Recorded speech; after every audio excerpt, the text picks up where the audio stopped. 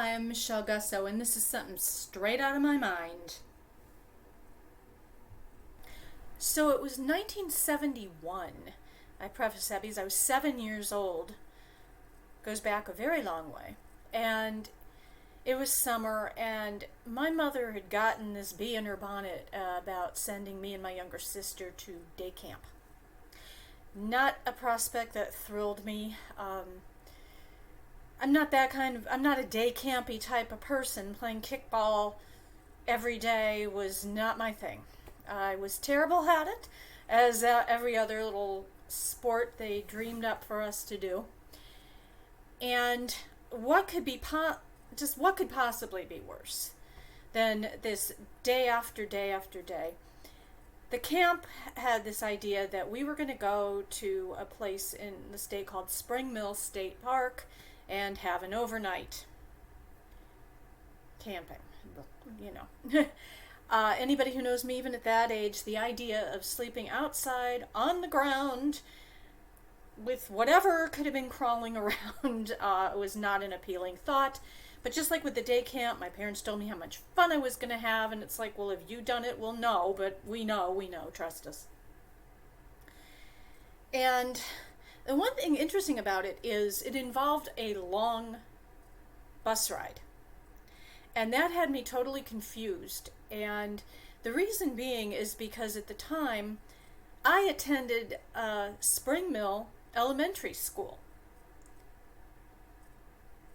Right in town, right local, and I thought Spring Mill Park has to be near this school somewhere, but no, it wasn't. Remember, 7-year-old mind here. And so we have our sleeping bags and everything on the list that they told us to bring, and loaded it into the camp bus, which, if you're familiar, I think it's probably true for all camp buses of the 70s. It was an old school bus, painted in a camp color. This was kind of like a robin's egg blue old school bus. No air conditioning. Most of the windows wouldn't go up and down, so suffocation, hey. And uncomfortable seating. They pile us into this bus and off we go. And as you know, then some counselor always has to start everybody in the bus singing one of those really, really dreadful camp songs, right? And I'm not going to go into some of those. They always, finally, after what seemed like forever on this bus, we get to the park. It's raining. So they rush us all into this, I guess it was the campsite the camp had. And there was a shelter where the head of the camp made our dinner, some kind of like, there was like a big hearth in there that I remember, and he made hamburgers and we ate, and it was still pouring rain.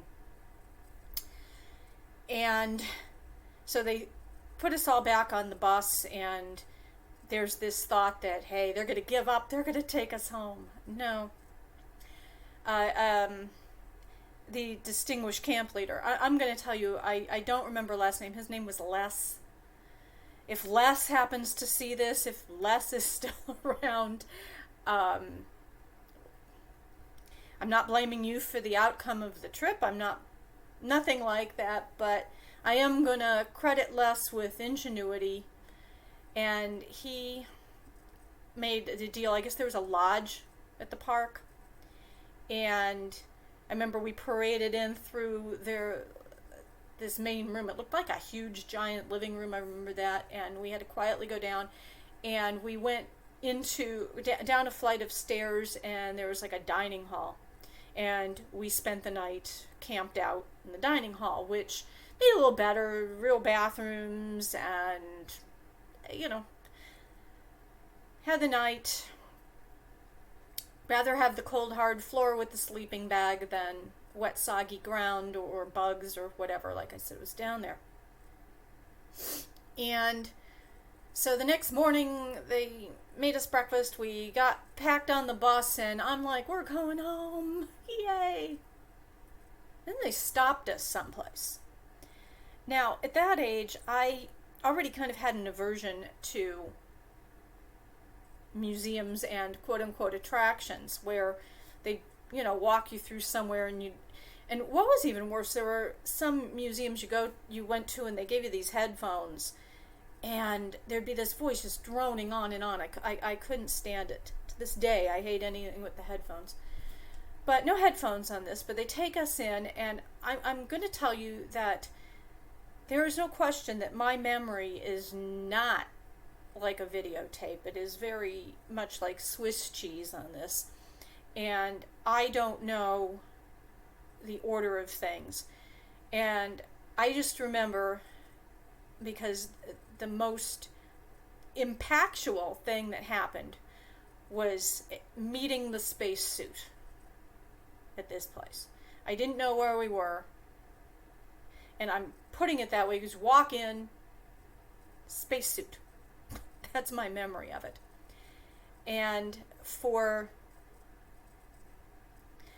backtrack a little for people who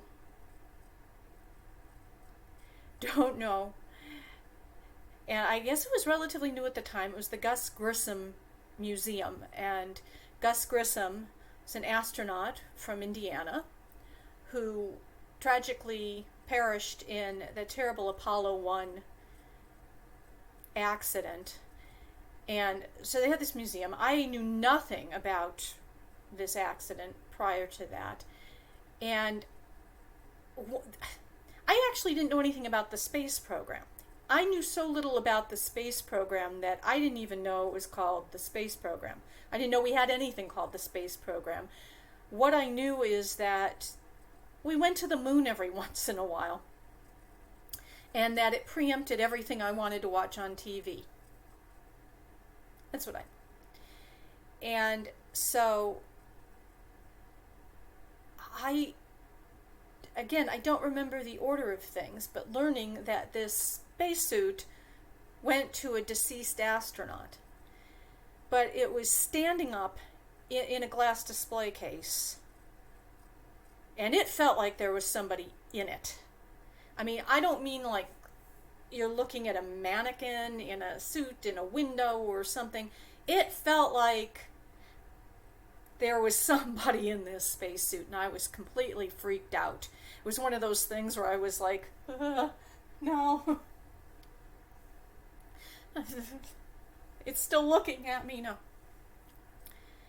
And there was some kind of a program that they did with us, and I remember coming out, and there was the back of this frickin' spacesuit, and it was the same thing. It's like even the back of it was creeping me out. It felt like somebody was in it. And I was still doing, oh, there it is again. What the, get it away from me. And like I said, I was 7, and my 7-year-old mind left there, I do have to say, with a memory of mainly that spacesuit.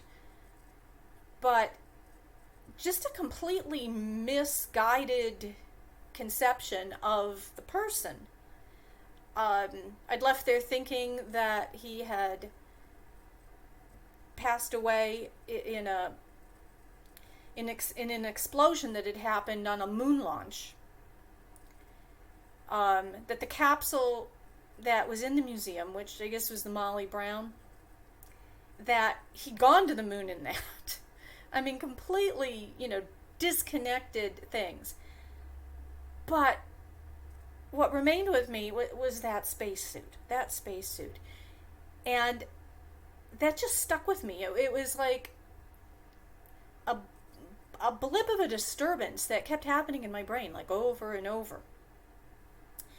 And as a child, I always said I had these things that disturbed me that I saw or encountered, and it would make me a little queasy.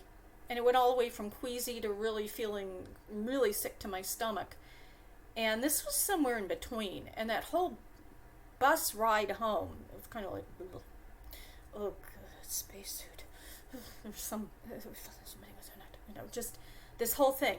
And, it's like I could feel somebody in there thinking, and it stayed with me. and it disturbed my sleep for a while. But, it dissipated. Something new that disturbed me came along and replaced it. But ironically, these things that disturbed me the most as a child were the things that I took an interest in later. Maybe because of the disturbance, I was trying to understand it better. I was trying to find information to fill in those Swiss cheese holes in the memory of it. And it was that disturbance that actually led me to having an interest in finding out more about Gus Grissom. And I'm not going to tell you how many decades actually passed. I've had a couple of moments of thinking about it. But it was actually a couple years ago that, for some reason, the disturbance, the event, going to the museum, everything kind of just came flying back at me. And the internet's such a great thing. I was able to look up Gus Grissom, and I looked up things. I actually went to look to see pictures, if there were any pictures from the museum, to see if that spacesuit was still standing there. But one of the things that came out of that is Indianapolis, where I live, it boasts like the world's greatest children's museum, and my father had been a volunteer there for a few years. And he used to come home telling me about all these displays, and it wasn't interesting. He kept saying, "Do you want to come see this?" I'm like, "No, I don't really want to see Dora the Explorer or whatever's there." And he happened to, out of the blue, mention that the Liberty Bell 7 was on display there. I said, "Are you kidding me? You tell me about all these other things, Doc McStuffins, everything else, and you don't, I've been talking about Gus Grissom for 3 weeks, and you didn't tell me that the Liberty Bell 7 was there." And so we went to the Children's Museum, and I did get to see the Liberty Bell 7. No creeped out feeling, and there was a spacesuit in a display case. It wasn't standing up, so none of that. Actually, if you do check out my Facebook, I have a picture of me with the Liberty Bell 7. It was very exciting. It was very cool. I really enjoyed that. And at the time, I had gone on Amazon, and they had these patches. It's a Liberty Bell 7 30th anniversary kind of mission patch replica, and I'd gotten this at the time. I didn't know what I was going to do with it, but I got it. And kind of after the trip to the Children's Museum, it dissipated again, and I don't know if it's having been stuck at home for months, not being able to do events, whatever, but the whole trip to the museum as a child came rushing back. And that spacesuit, I don't know what it is. It just felt, I've repeated that, but yeah, it really did. It felt like somebody just standing there. But my interest peaked again. And I guess I start buying patches when my interest peaks. But I've got a whole collection of the mission patches now. This is Liberty Bell 7 mission patch.